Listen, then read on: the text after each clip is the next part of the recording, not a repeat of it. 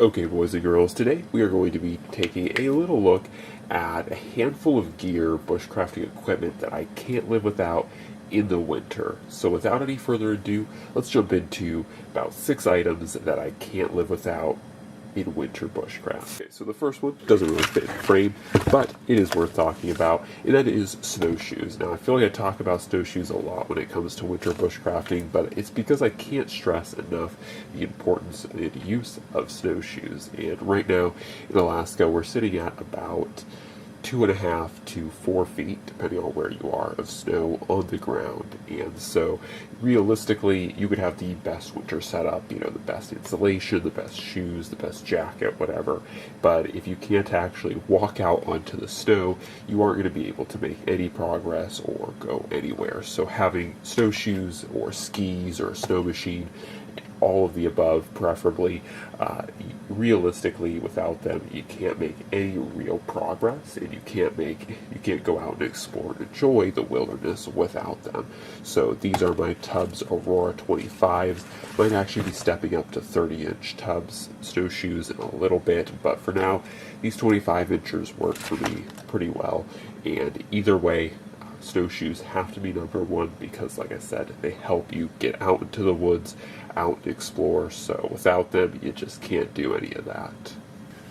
Okay, so the next one, and I will have a video covering these in more depth, are actually going to be Steger mucklucks. Now, these are pretty new to me, but I have been running them outdoors, and I know a lot of people that also run them outdoors, and whether it's the Yukons or the Arctics, either one of them, these being particularly the Yukons, these are some of the best mucklucks you can get out there, and some of subsequently the best winter shoes made.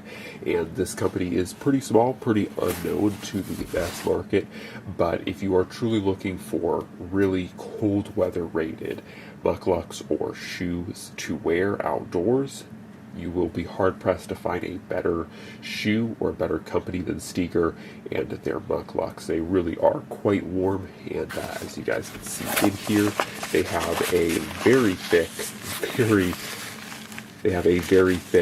wool kind of a booty or oversock in here, wool felt that keeps you extremely warm. So Steger mucklucks, whether, like I said, it's the Yukons or the Arctics, they're the same basic principle on the inside. They work extremely well, and I cannot recommend these for outdoor bushcrafting enough. So these are number 2. Okay, the next one is a pair of really solid mittens. Now, everyone has their own brand or preference. I prefer these Manzella Mastodon mittens, primarily because they're fairly affordable, and really they are super effective. They have 300 gram fill of, I believe, if I remember correctly, it's Thinsulate on the inside, and whether you're using these things at 0 above or even -30, these work very well. They are very comfy and very cozy on the inside.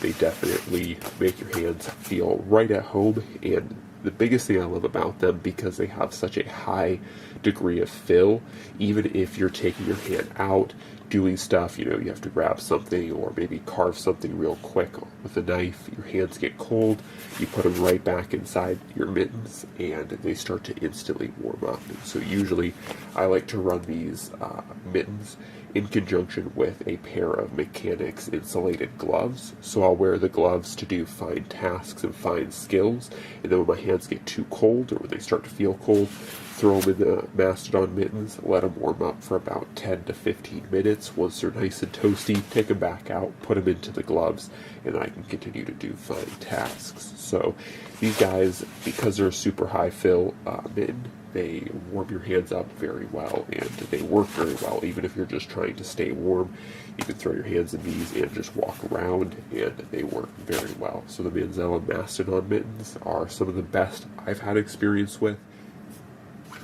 Okay, so those were the three kind of wearable pieces of equipment. The next three are basically the classic survival and bushcrafting staples, and that is a hatchet, a knife, and a saw.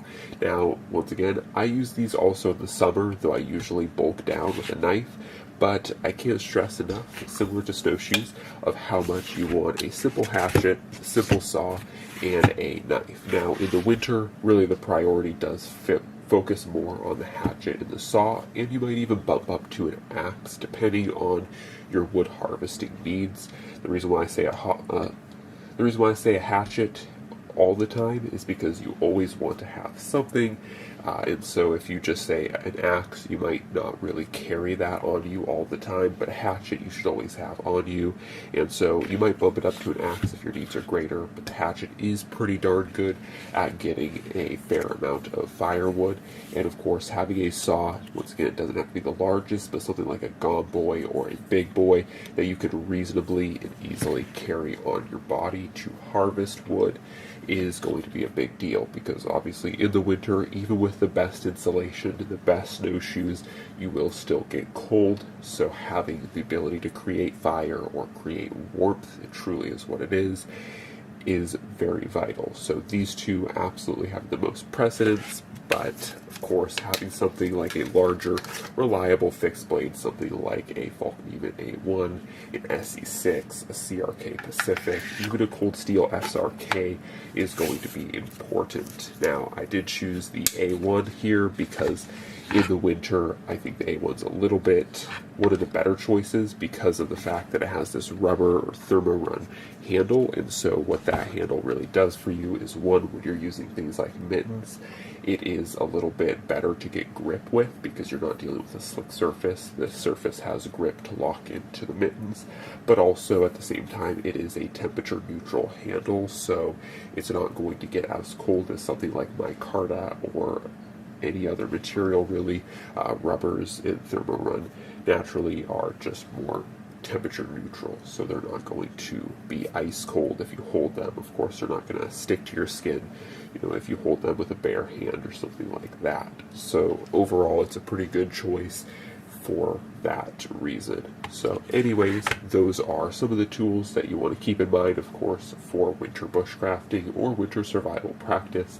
And those are some of the pieces of equipment, things like snowshoes, really solid mucklucks, and really solid mittens will keep you very warm and above the snow. So anyways, guys, hopefully you enjoyed this video. As always, God bless, and I'm out.